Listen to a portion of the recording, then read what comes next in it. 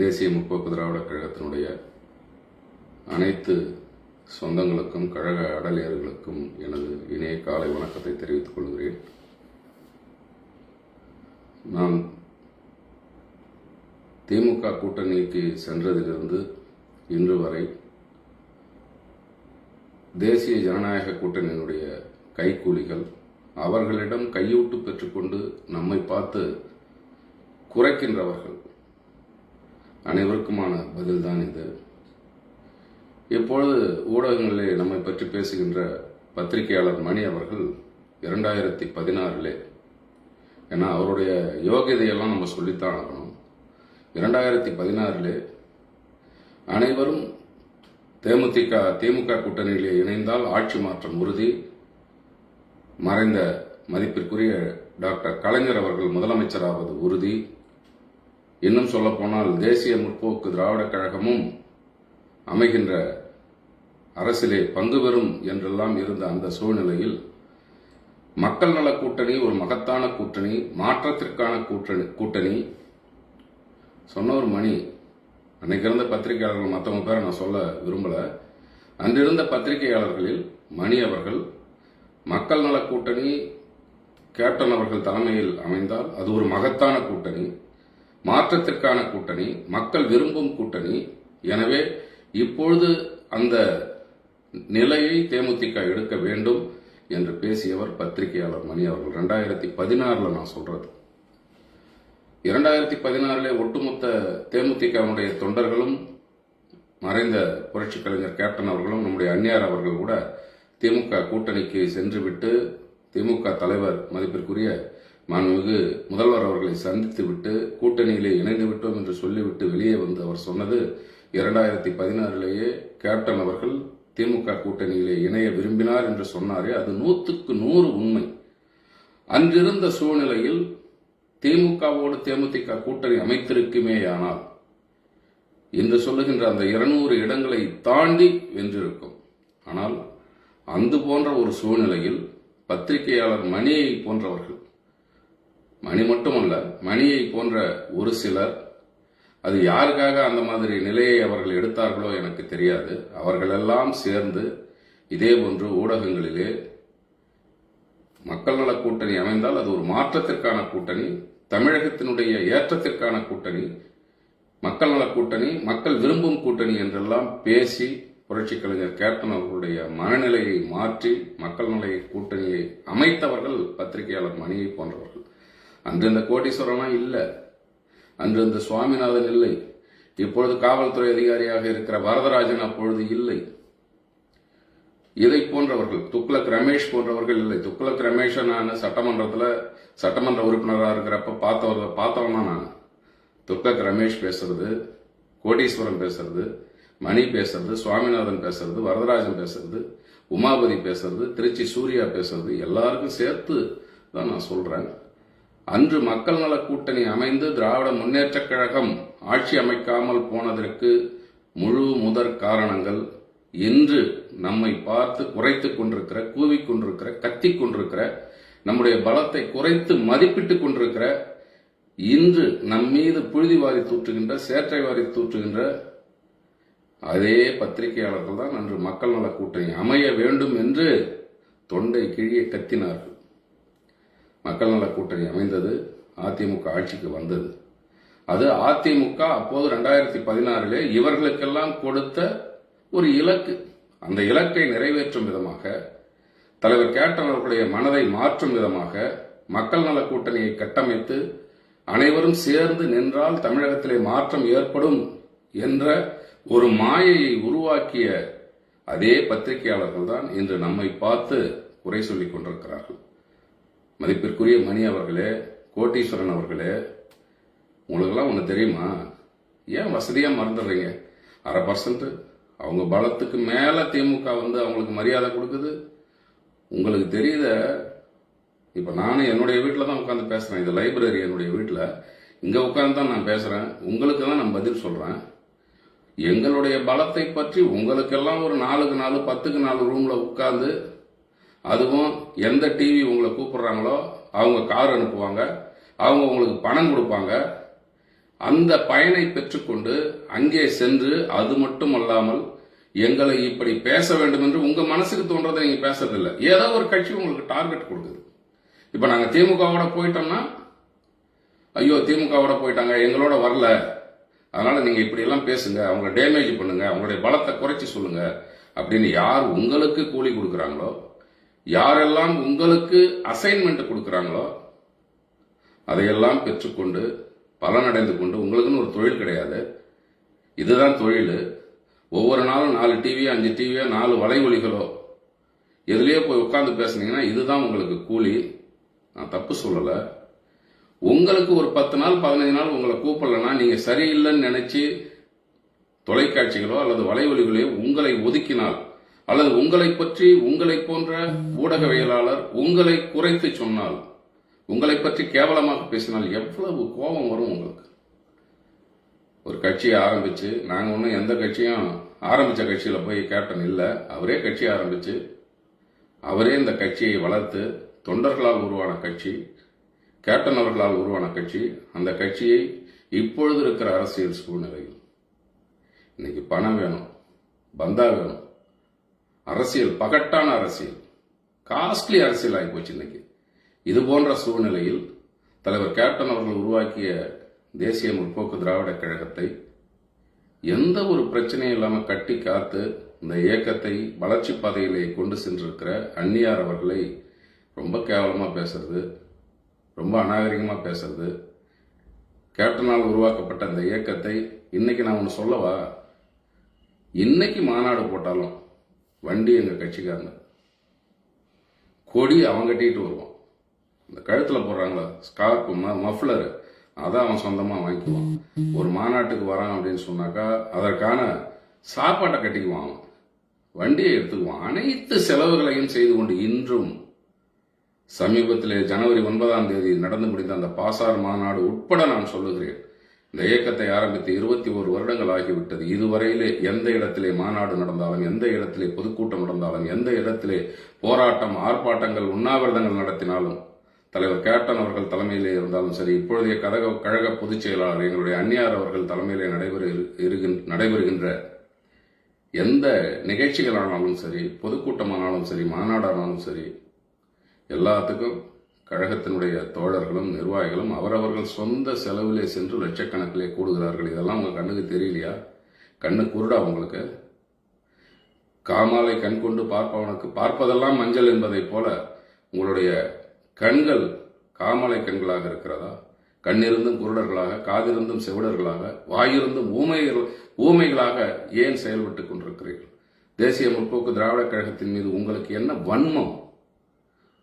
ஒரே ஒரு குறை உங்களுக்கு இருக்கும், நான் இல்லைன்னு சொல்லலை. எல்லா கட்சியும் உங்களுக்கு பணம் கொடுக்குற மாதிரி எங்களால் கொடுக்க முடியாது, எங்கிட்ட அது இல்லை. இது தொண்டர்களாலான கட்சி, தொண்டர்கள் தான் இந்த கட்சியை வளர்த்து கொண்டிருக்கிறார்கள். அவர்கள் செலவு செய்து இந்த இயக்கத்தை தூக்கி பிடித்துக் கொண்டிருக்கிறார்கள். நான் கேட்கிறேன், 0.5% என்று கத்துகிறீர்களே, மணி கோட்டீஸ்வரன் உங்களுக்கெல்லாம் சொல்லுகிறேன், உமாபதி அவர்களுக்கு சொல்லுகிறேன், வரதராஜன் அவர்களுக்கு சொல்லுகிறேன், சுவாமிநாதன் அவர்களுக்கு சொல்லுகிறேன், திருச்சி சூர்யா அவர்களுக்கு சொல்லுகிறேன்.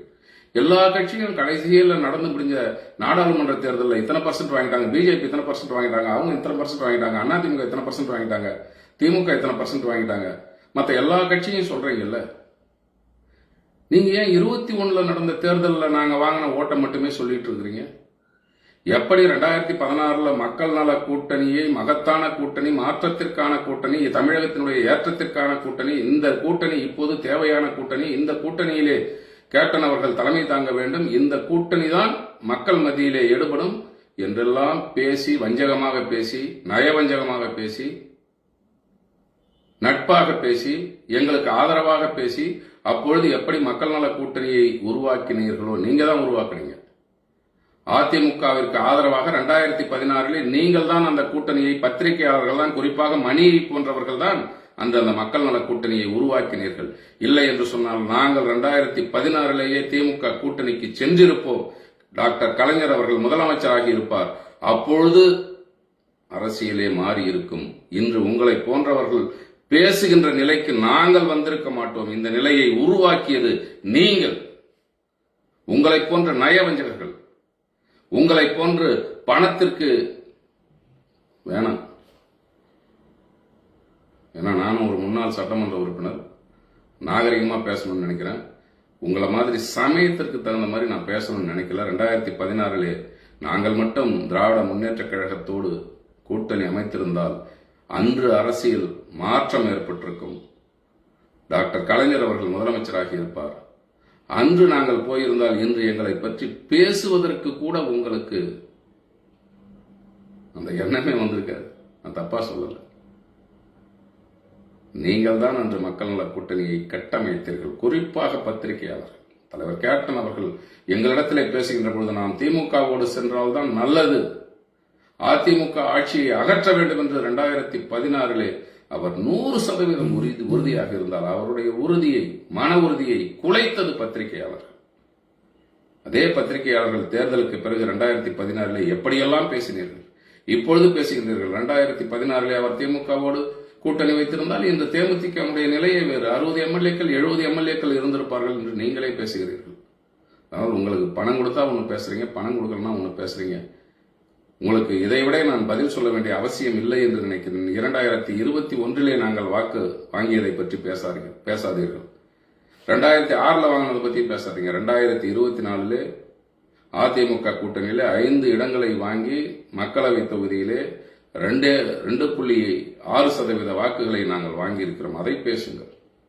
வசதியாக மறந்துடுறீங்களா? ஏன் மறந்துடுறீங்க? உங்களுக்குன்னு மண்டையில ஒண்ணுமே இல்லையா? ஏங்க எல்லா கட்சியை பத்தியுமே 2024 எவ்வளவு சதவீதம் வாங்கினாங்கன்னு பேசுறீங்க. தேமுதிக மட்டும் 2021 போறீங்க. 2024 நாங்க தேர்தலில் நிக்கலையா? ஓடி போயிட்டோமா தமிழ்நாட்டை விட்டு? இதை தேர்தலுக்கு பயந்து நாங்க புறக்கணிச்சிட்டோமா? இவ்வளவு தூரம் பேசுறீங்க. அதிமுக கூட்டணியில நாங்க போலன்னு சொல்லிட்டு அதிமுக கூட்டணியில தான் நாங்க இருந்தோம். பொதுவா சொல்லுங்க, உங்களுக்கு மனசாட்சி இருந்தா சொல்லுங்க. ஒரு கூட்டணியில இருக்கிறப்ப இருக்கிறவங்களை தக்க வச்சுக்குவாங்களா, புதுசா இருக்கிறவங்களை புடிச்சுக்கிட்டு இருக்கிறவங்களை விடுவாங்களா? அது யாருடைய தவறு? அதை பேசுங்கள், மனசாட்சியோடு பேசுங்கள். நான் இப்பொழுது சொல்லுகிறேன், 2016 நாங்கள் திராவிட முன்னேற்ற கழகத்தோடு கூட்டணி போயிருந்தால் மதிப்பிற்குரிய போற்றுதலுக்குரிய டாக்டர் கலைஞர் அவர்கள் ஆட்சி அமைத்திருப்பார். உங்களை போன்றவர்கள் பேசியே இருக்க மாட்டீர்கள். இன்று நிலைமையே வேறு. பல புதிய கட்சிகள் இன்று இருந்தே இருக்காது. புரிஞ்சுங்க, புதிய கட்சிகள் தோன்றியே இருக்காது. நான் சொல்றேன், இன்னைக்கு ஆதவ அர்ஜுனா பேசுறாரு. உங்க கட்சி மேட்டர் நீ பாரியா? ஆதவ அர்ஜுனா, உன் கட்சி மேட்டர் நீ பாரு. உன் தலைவன் பிரச்சனையே நாடு பூரா சந்திச்சிருக்குது. ஒருவன் குடும்ப வாழ்க்கையாக இருந்தாலும் அரசியல் வாழ்க்கையாக இருந்தாலும் இரண்டையும் நடுநிலையோடு, இரண்டிலும் ஒரு மனசாட்சியோடு நடந்து கொள்ள வேண்டும். அது வாழ்க்கையா இருந்தாலும் சரி, அரசியலா இருந்தாலும் சரி. நான் இதுக்கு மேல பேச விரும்பல. உங்க கட்சி மேட்டரை பத்தி பேசு ஆதவ அர்ஜுனா. நிர்மல்குமார், இன்னொருத்தர் யாரா இருக்காரு, யாரோ ஒரு ராஜ்மோகன், அருண்குமார். நாங்க திமுக கூட்டணி போன உடனே இந்த தாவேகால இருக்கிற அந்த முன்னணி தலைவர்களுக்கு அப்படியே பத்திட்டு போகுது. கீழே தொண்டை யாரும் பேசல. அந்த முன்னணி தலைவர்களுக்கு பத்திட்டு போகுது. இவங்க திமுக கூட்டணிக்கு போயிட்டாங்க, இவங்க திமுக கூட்டணிக்கு போயிட்டாங்க. நாம் பத்திரிகையாளர் மணியா இருந்தாலும், கோட்டீஸ்வரனா இருந்தாலும், அது தாவேகாவை சார்ந்தவர்களாக இருந்தாலும், இன்னும் பிஜேபி சார்ந்தவங்க வேற நமக்கு கடுமையா சொல்றாங்க. இது கேப்டன் ஆன்மா மன்னிக்காது. கேப்டன் ஆன்மா இப்பொழுதுதான் சந்தோஷமாக இருக்கும். எங்களுடைய அந்நியார் எடுத்த முடிவு சரியான முடிவு என்பதை கேப்டன் அவர்களுடைய ஆன்மா அறிந்து சந்தோஷப்பட்டிருக்கும். கேப்டன் அவர்கள் ஆன்மா மட்டும் இல்ல, அவருடைய ஆசியும் இந்த கூட்டணிக்கு இருக்கிறது. மாண்புமிகு முதலமைச்சர், தமிழக முதலமைச்சர் அவர்கள் சொல்லுகின்றதை பொழுது சொல்லுவதை போன்று 200 இடங்கள் நிச்சயமாக இந்த கூட்டணி வெல்லும். அதற்கு கேப்டன் அவர்களுடைய ஆசியும், மறைந்த டாக்டர் கலைஞர் அவர்களுடைய ஆசியும் 100% இருக்கும். இப்பொழுது அமைந்திருக்கிற இந்த கூட்டணி தான் தமிழகத்தை வளர்ச்சி பாதைக்கு கொண்டு செல்லும். சரியான கூட்டணியை நாங்கள் எடுத்திருக்கிறோம். பொதுவாக சொல்லுவார்கள், ஒரு முடிவெடுக்கின்ற பொழுது நம்மை பார்த்து விமர்சனம் செய்கிறார்கள் என்று சொன்னால், நம்முடைய முடிவை எதிர்க்கிறார்கள் என்று சொன்னால் நாம் சரியான பொருள் என்று சொல்வார்கள். அந்த அடிப்படையிலே தான் எங்களுடைய கழக பொதுச் செயலாளர் அந்நியார் அவர்கள் எடுத்த இந்த முடிவு தாவேகா மட்டுமில்ல, பிஜேபி மட்டுமில்ல, நடுநிலையாளர்கள் என்று சொல்லிக்கொண்டு தினசரி பணத்தை வாங்கிக் கொண்டு யாருக்கு சாதகமாக பேச வேண்டும் என்று பயன் கிடைக்கிறதோ அவர்களுக்கு சாதகமாக பேசிக்கொண்டு திரிகின்ற அனைவருக்கும் சொல்லுகிறேன், எங்களுடைய முடிவு சரியான முடிவு, எங்கள் தொண்டர்கள் விரும்பிய முடிவு. எங்கள் கட்சியினுடைய முன்னணி நிர்வாகிகள், மாவட்ட செயலாளர்கள், தலைமை கழக நிர்வாகிகள் விரும்பிய அந்த முடிவை கூட்டணியாக அமைத்திருக்கிறார் எங்களுடைய பொதுச் செயலாளர் எம்ஆர் அவர்கள். எங்க கட்சியை பத்தி யாரும் கவலைப்படாதீங்க. நீங்க நடந்து முடிந்த நாடாளுமன்ற தேர்தலிலே 2.6% வாக்குகளை நாங்கள் வாங்கி இருக்கிறோம். நாங்கள் தனியாக நின்று இப்போ விழுப்புரம் மாவட்டம்லாம் பார்த்தீங்கன்னா தனியாக நின்று 20%, 22% வாங்கியிருக்கிறோம். இன்னைக்கே எங்களுக்கு அங்கே 10% ஓட்டு இருக்கு. எங்க கூட கூட்டணி இருந்தவங்களுக்கு எல்லாம் நல்லாவே தெரியும் எங்களுடைய பலம் என்னன்றது தெரியும். இதையெல்லாம் விட்டுடுங்க. இன்று உளவுத்துறையை கையில் வைத்துக் கொண்டிருக்கிற முதலமைச்சர், பல நிறுவனங்களை வைத்து ஆய்வு நடத்தி கொண்டிருக்கிற முன்னணி கட்சிகள் அனைவருக்கும் தெரியும் தேமுதிகவுடைய வலிமை என்னவென்று தெரியும். அதனால்தான் நாங்கள் கூட்டணிக்கு வரவில்லை புலம்பிக் கொண்டிருக்கிற அந்த கூட்டணிக்கும் தெரியும் எங்களுடைய பலம்.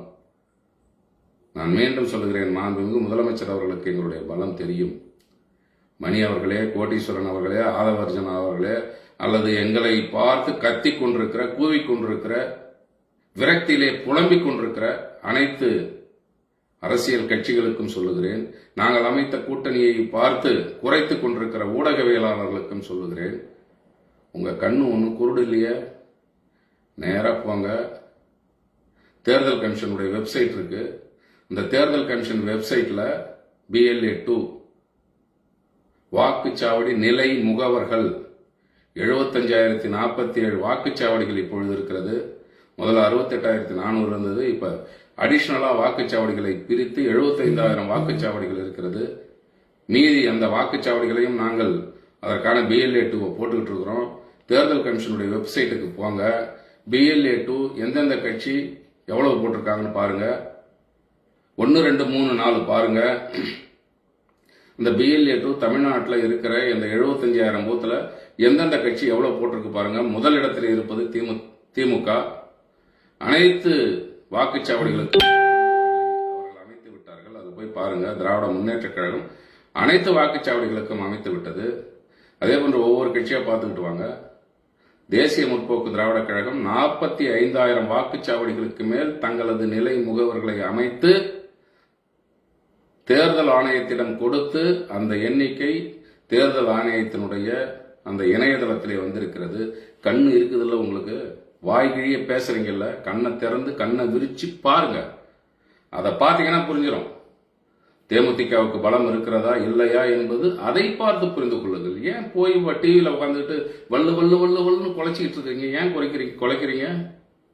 ஏன் எங்களை பார்த்து விஷத்தை கக்குறீங்க?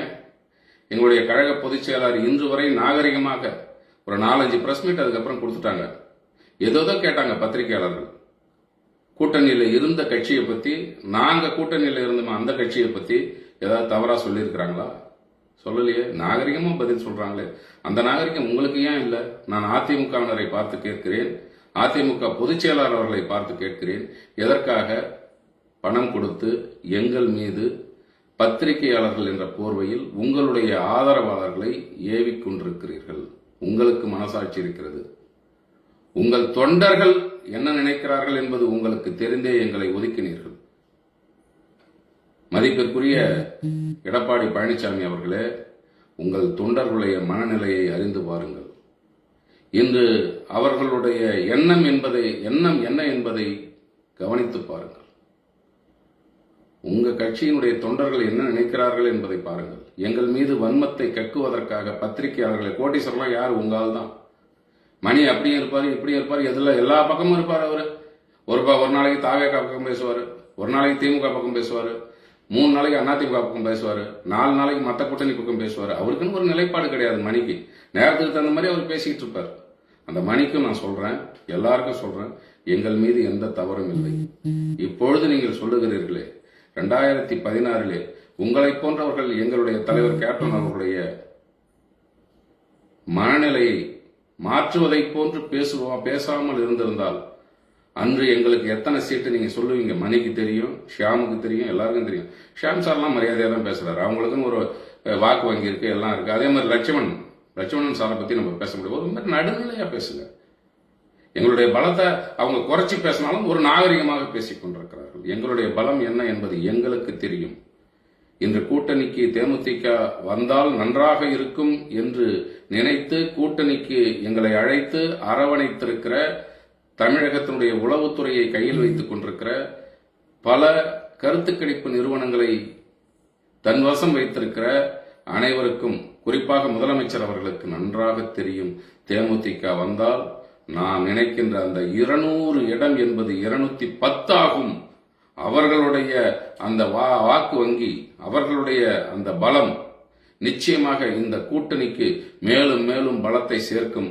தேமுதிகவும் திமுக கூட்டணியிலே வந்துவிட்டால் வெல்வதி உறுதி என்று அவர் அத்தனை கருத்து கணிப்புகளையும் உள்வாங்கி உளவுத்துறை சொல்வதையெல்லாம் கேட்டு பெற்று அவர் இந்த கூட்டணியை கட்டமைத்திருக்கிறார். நாங்களும் 100 அல்ல 200% திமுக கூட்டணி வேண்டும் என்ற மனநிலையிலே பொதுச் செயலாளரிடத்திலே சொன்னோம். அதை பொதுச் செயலாளர் அவர்கள், அவருக்குன்னு எங்களுடைய பொதுச் செயலாளருக்கு விருப்பே கிடையாது. அவங்க தெளிவா சொல்லிட்டாங்க மாவட்ட செயலாளர் கூட்டத்தில், மாவட்ட செயலாளர்கள் என்ன நினைக்கிறீர்களோ, ஏன்னா இது நடந்தது நவம்பர் மாசம், மாவட்ட செயலாளர்கள் என்ன நினைக்கிறீர்களோ, கடைகோடி தொண்டன் என்ன நினைக்கிறானோ அதைத்தான் நான் கூட்டணி அமைப்பேன், எனக்கு என்று தனிப்பட்ட விருப்பம் எதுவும் கிடையாது என்று சொல்லி இந்த கூட்டணியை கட்டமைத்திருக்கிறார். நிச்சயமாக திமுக தலைமையிலான இந்த கூட்டணி, மாண்புமிகு தமிழக முதல்வர் அவர்கள் தலைமையிலான இந்த கூட்டணி 200 இடங்களுக்கு மேல் வெல்வது உறுதி. எனவே இந்த தருணத்திலே பத்திரிகையாளர்கள் எப்படி வேண்டுமானாலும் பேசிவிட்டு போகட்டும், இன்னும் 10 நாளைக்கு பேசுவார்கள், அவர்களை பற்றி நீங்கள் கவலைப்படாதீர்கள். தேமுதிகவுடைய தொண்டர்கள் இந்த கூட்டணிக்கு தேனீக்களை போல சுறுசுறுப்பாக பணியாற்றி எந்தவித பலனையும் எதிர்பார்க்காமல், எப்பொழுது நாம் கூட்டணி அமைத்தாலும் 100% கூட்டணிக்கு விசுவாசமாக இருந்திருக்கிறோம். இந்த முறை 200% கூட்டணிக்கு விசுவாசமாக இருக்க வேண்டும். நம்மை நம்பி திமுக தலைவர் அவர்கள் இந்த கூட்டணியை கட்டமைத்திருக்கிறார். அனைத்து இடங்களிலும் தேமுதிக சுறுசுறுப்பாக பணியாற்றி 100% அர்ப்பணிப்போடு பணியாற்றி இந்த மதச்சார்பற்ற முற்போக்கு கூட்டணியினுடைய, திமுக தலைமையிலான கூட்டணியினுடைய அந்த எண்ணம் நிறைவேறுகின்ற வகையில், இந்த தமிழக மக்களுடைய எண்ணம் நிறைவேறுகின்ற வகையில் 200க்கும் மேற்பட்ட தொகுதிகளிலே நாம் வெல்வதற்கு கடுமையாக உழைக்க வேண்டும். மனமாச்சரியங்களை மறந்து முழுமையாக அனைத்து இடங்களிலும், கூட்டணி கட்சிகள் இருக்கின்ற அனைத்து இடங்களிலும் நாம் முழு அர்ப்பணிப்போடு செயல்பட்டு இந்த கூட்டணியை வெற்றி பெற செய்தால்தான் கேப்டன் அவர்களுடைய ஆன்மா சந்தோஷப்படும். மற்றவர்கள் பேசுபவர்கள் பேசட்டும், போற்றுபவர்கள் போற்றட்டும், அதை பற்றி கவலை இல்லை. அவர்கள் எல்லாம் கூலிக்கு குறைக்கின்றவர்கள், அதை பற்றி நாம் கவலைப்பட தேவையில்லை. இதற்கு மேல் பதில் தேவையில்லை என்று நான் நினைக்கிறேன். மீண்டும் மீண்டும் சொல்லுகிறேன், மணி அவர்களே, கோட்டீஸ்வரன் அவர்களே, சுவாமிநாதன் அவர்களே, வரதராஜன் அவர்களே, ஆதவ அர்ஜுனா அவர்களே, எல்லாருக்கும் சொல்றேன், நம்மளை பார்த்து வசைபாடுகின்ற அனைவருக்கும் சொல்லுகிறேன், அனைத்து அரசியல் கட்சிகளுக்கும் சொல்லுகிறேன், அனைத்து ஊடகவியலாளர்களுக்கும் சொல்லுகிறேன், தயவு செய்து கண் இருக்கிறது உங்களுக்கு, தேர்தல் ஆணையத்தினுடைய இந்த வெப்சைட்ல போய் பாருங்க, எங்களுடைய பலம் தெரியும் என்று கூறிக்கொண்டு தேசிய முற்போக்கு திராவிட கழகத்திற்கு ஆதரவளித்து அரவணைத்து கூட்டணிக்கு அழைத்திருக்கின்ற திராவிட முன்னேற்ற கழகத்தினுடைய தலைவர் மாண்புமிகு தமிழ்நாடு முதலமைச்சர் அவர்களுக்கும் எனது மனமார்ந்த நன்றியை தெரிவித்து நான் மீண்டும் சொல்லுகிறேன், இந்த கூட்டணி ஆட்சி அமைச்சிருச்சு. திராவிட முன்னேற்ற கழகத்தினுடைய ஆட்சி மீண்டும் அமையப் போகிறது, அமைந்து விட்டது. கூட்டணி மிக மிக வலிமையாக இருக்கிறது. 55% வாக்குகளை நாம் பெறப்போகிறோம். இதை இந்த நாடு பார்க்கப் போகிறது, நம்மை தூற்றுகின்றவர்கள் பார்க்கப் போகின்றார்கள். எனவே அனைவரும் மன உறுதியோடு தேர்தல் களப்பணி ஆற்றுவோம், வெற்றி பெறுவோம். நன்றி, வணக்கம்.